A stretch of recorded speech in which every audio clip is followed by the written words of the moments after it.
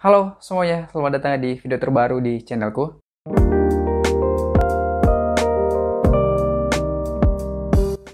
Di video kali ini aku bakal ngebahas tentang dunia kampus, dimana aku akan fokus pada pekerjaan-pekerjaan yang bisa dikerjakan oleh seorang mahasiswa selama aktif di kampus. Nah, ini khusus untuk yang mahasiswa reguler ya. Nah, perlu disyukuri bahwa mungkin ada beberapa teman-teman yang mungkin soal ekonomi keluarga itu sangat mendukung untuk kuliah, tapi ada juga beberapa teman-teman yang mungkin karena ekonominya pas-pasan akhirnya harus mungkin meng-cancel untuk lanjut kuliah, yang akhirnya hanya bisa kerja aja gitu ya. Walaupun mungkin mereka sangat ingin untuk kuliah, tapi karena ekonomi keluarga yang tidak memungkinkan akhirnya hanya memilih untuk jadi kerja aja dulu gitu ya. Tapi untuk teman-teman mungkin yang sedang berkuliah dan merasa bahwa ekonomi keluarga mungkin sedang tidak baik-baik saja, mungkin teman-teman bisa berpikir untuk mencari income tambahan untuk membantu perekonomian keluarga, yang setidaknya untuk bisa membantu biaya sehat teman-teman selama menjadi mahasiswa gitu ya.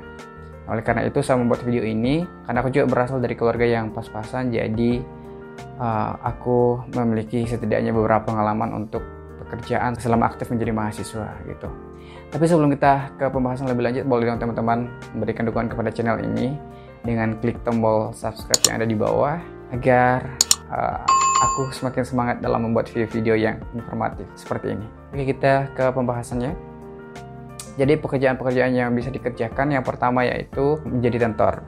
Menjadi tentor atau menjadi staf pengajar itu adalah pekerjaan yang bisa dilakukan oleh mahasiswa selama aktif menjadi mahasiswa, karena ini juga bakal membantu teman-teman dalam merefresh kembali pengetahuan teman-teman yang mungkin sudah didapatkan di bangku SMA, karena ilmu-ilmu itu juga kadang-kadang masih sangat relevan dan sangat dibutuhkan ketika kita masuk di dunia perkuliahan. Jadi ketika teman-teman gabung di menjadi staf pengajar atau tentor, ya teman-teman bakal merefresh pengetahuan teman-teman itu dan bakal membantu teman-teman juga dalam perkuliahannya, akan meringankan gitu. Nah, selain itu karena fleksibel juga ya. Nah, tapi di sini ada opsi teman-temannya, mau jadi tentor di bimbingan belajar yang sudah ada gitu, atau kita mau membuka sendiri. Membuka sendiri dalam artian kayak private gitu.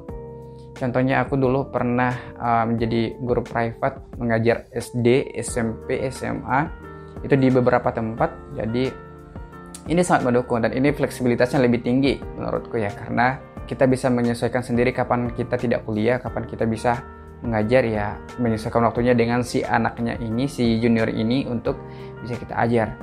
Nah, tapi kalau mau teman-teman memilih untuk jadi tentor di lembaga-lembaga bimbingan belajar gitu, dulu aku sih ditawari di salah satu bimbingan belajar itu, ditawari untuk kerja di sana, tapi ada beberapa perjanjian, misalnya harus berapa jam mengajar selama 1 bulan, kemudian tidak boleh kemana-mana gitu, harus stay gitu dalam jangka beberapa bulan, bahkan di waktu libur harus stay di kota itu. Jadi agak berat sih menurutku. Jadi waktu itu aku gak jadi ambil dan aku mengajarnya yang ya private aja. Tapi aku juga pernah di salah satu bimbingan belajar, tapi itu setelah aku tamat sih. Jadi salah satu pekerjaan yang bisa dikerjakan dengan fleksibilitas tinggi itu tentor pastinya. Kemudian pekerjaan yang kedua yang bisa dikerjakan selama menjadi mahasiswa tentunya yaitu jualan online gitu ya. Jualan online itu sekarang sudah menjadi pekerjaan yang banyak diminati orang-orang. Bahkan ibu-ibu pun sebenarnya sudah terjun ke dunia jualan online ini. Nah, kita juga sebagai mahasiswa jangan sampai kalah gitu ya. Jangan mau kalah dengan ibu-ibu. Media sosial sekarang ini perkembangan teknologinya semakin cepat ya. Jadi kita lebih dimungkinkan untuk melakukan banyak hal di media sosial yang lebih positif. Contohnya ya dengan jualan online. Nah, beberapa produk yang bisa kita pasarkan secara online, misalnya buku-buku yang berkaitan dengan kebutuhan kuliah kita, atau alat-alat yang berhubungan dengan jurusan-jurusan kita. Nah, selain kita ada income tambahannya, kita juga bisa membantu teman-teman menyediakan barang-barang yang mungkin supaya mereka juga tidak repot-repot lagi mencari. Dengan bantuan kita, mereka bisa lebih mudah mendapatkan. Ya, intinya kita saling membantu di sini. Nah, selain itu juga kita bisa menjual barang-barang yang lain seperti kosmetik, terutama untuk cewek-cewek nih ya. Karena banyak menggunakan kosmetik, jadi bisa menjadi reseller dari suatu produk. Nah, begitu juga dengan produk-produk yang lain seperti pakaian juga bisa. Dulu sih sebenarnya waktu mahasiswa itu yang kujual adalah pulsa dan kayak token listrik gitu. Ya, walaupun keuntungannya sedikit, tapi kalau kita konsisten melakukannya ya pasti bakal ada juga yang kita dapatkan dari situ untuk membantu setidaknya uang jajan kita gitu. Dan ini fleksibilitasnya kita bisa atur karena kapan kita waktu luangnya untuk menjual, untuk merespon pesanan yang masuk itu tergantung dari waktu luang kita. Jadi tidak mengganggu waktu kuliah kita gitu. Nah, kemudian pekerjaan yang ketiga yang bisa dilakukan oleh mahasiswa yaitu konten kreator pastinya ya.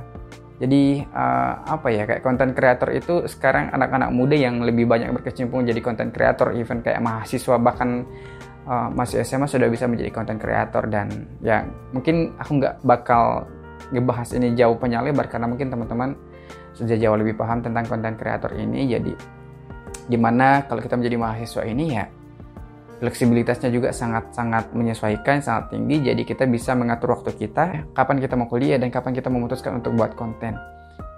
Konten-konten yang menarik yang bisa kita liput misalnya dengan keseharian kita sebagai mahasiswa misalnya, atau keseharian kita sebagai anak kosan misalnya ya. Dan itu menarik untuk orang tonton, jadi bisa memberikan income tambahan untuk kita juga. Apalagi kalau umpamanya media sosial kita nih ya sudah memiliki banyak followers atau memiliki banyak subscriber ya. Intinya bahkan bisa sampai menjadi endorsement gitu ya. Dan bahkan ini bisa menjadi bukan hanya menjadi penghasilan tambahan, bahkan bisa menjadi penentu masa depan kita, bisa menjadi bahkan kayak istilahnya bisa menjadi beasiswa kita juga karena bisa besar pendapat kita dari sini, dari konten kreator ini. Cuman ya itu yang perlu kita tekankan kalau jadi konten kreator adalah konsisten dalam membuat konten. Kemudian yang kedua itu konten-konten kita menarik juga ya. Yang apalagi di dunia mahasiswa ini sangat memungkinkan sih untuk membuat ini, karena event saya sudah lama lulus tapi masih memungkinkan juga untuk bisa membuat konten-konten yang bisa bermanfaat untuk diriku dan orang lain gitu. Kemudian pekerjaan yang keempat yang bisa kerjakan oleh mahasiswa adalah dengan membuka jasa editing. Nah, mungkin buat teman-teman yang tidak memiliki bakat menjual nih ya, atau tidak memiliki bakat sebagai konten kreator misalnya, salah satu pekerjaan yang cocok untuk teman-teman adalah membuka jasa editing. Aku dulu membuka jasa editing itu pernah kerjasama dengan salah satu institusi swasta, dan itu aku dibayarnya itu 45.000 untuk 1 menit video, dan itu videonya berkelanjutan, jadi lumayan juga sampai aku bisa beli laptop juga. Lumayan lah penghasilan kita dari situ. Cuma tantangannya di sini adalah fleksibilitas kita itu mungkin agak kurang karena kenapa? Kita dikejar sama deadline pelanggan-pelanggan kita. Jadi kalau umpamanya kita ada deadline, ya kita perlu kejar deadline itu, karena kalau umpamanya mereka kecewa ya kadang-kadang kita bakal kehilangan kepercayaan dari pelanggan-pelanggan kita. Jasa editing itu bukan hanya video ya, bisa juga dengan desain-desain grafis yang lain misalnya, membuat gambar-gambar kartun atau mengedit foto juga. Di lingkungan kampus juga itu sangat membantu juga. Kembali lagi yang tadi bahwa kita saling membantu, mungkin teman-teman kita yang membutuhkan jasa kita untuk mengedit, ya kita juga membutuhkan income tambahan, jadi saling melengkapi di situ. Jadi jasa editing itu menjadi salah satu alternatif yang bisa dikerjakan oleh mahasiswa.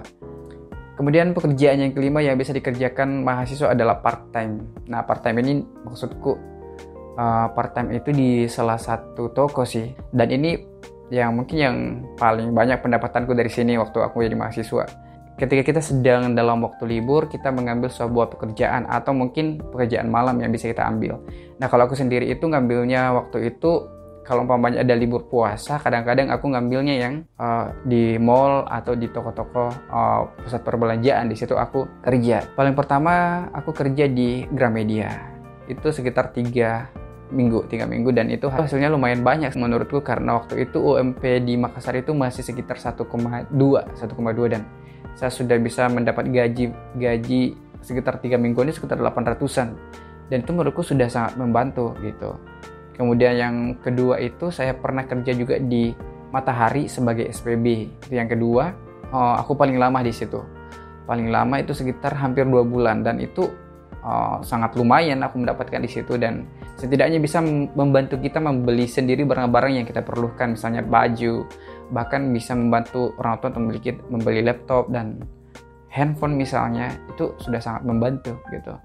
Kemudian yang ketiga, waktu itu saya kerja di Time Zone, tapi waktu itu karena baru 1 minggu saya sudah resign, saya gak digaji karena saya lebih tertarik daftar lagi di Gramedia, dan akhirnya lolos di Gramedia itu sekitar 1 bulan lebih, dan itu sudah penghasilannya juga lebih banyak dari aku kerja pertama di Gramedia dan itu sangat membantu gitu. Kemudian setelah tahun keempat itu aku nggak kerja, temanku yang di Matahari itu menelpon untuk kerja part time di situ lagi.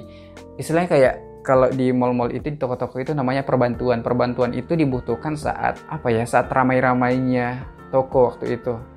Misalnya saat bulan puasa ya, karena aku selalu kerjanya di bulan puasa karena di situ memang banyak customer yang datang ke mall untuk mencari baju-baju lebaran misalnya. Jadi di situ tenaga-tenaga yang ada SPG atau SPB itu kayak kewalahan untuk melayani pelanggan gitu. Jadi akhirnya mereka membutuhkan perbantuan, dan setelah selama lewat dari itu, masa perbantuan kita sudah lewat, kadang-kadang ada interview lagi nih dari atasan, apakah kamu mau lanjut dengan menyelesaikan waktu kuliahmu atau tidak. Nah, waktu itu ditawari untuk menjadi karyawan tetap di Matahari, tapi karena aku kuliah di jurusan yang membutuhkan fokus yang ekstra gitu ya, jurusan kimia, menurutku nggak butuh main-main gitu, jadi akhirnya aku putuskan untuk tidak lanjut dan fokus untuk kuliah lagi.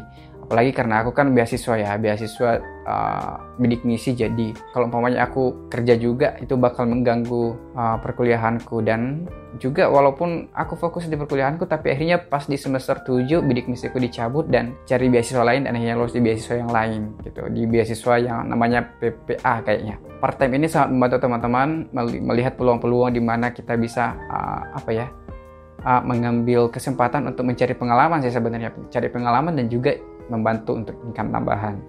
Nah, kalau sekarang itu sudah banyak kafe-kafe yang dibuka malam misalnya, teman-teman bisa part time di sana sambil kuliah, mungkin di jurusan yang tidak terlalu berat, mungkin bisa apply di kafe-kafe atau warung-warung kopi yang buka saat malam saat kita tidak kuliah. Dan juga ada beberapa warung makan yang hanya buka malam, teman-teman bisa.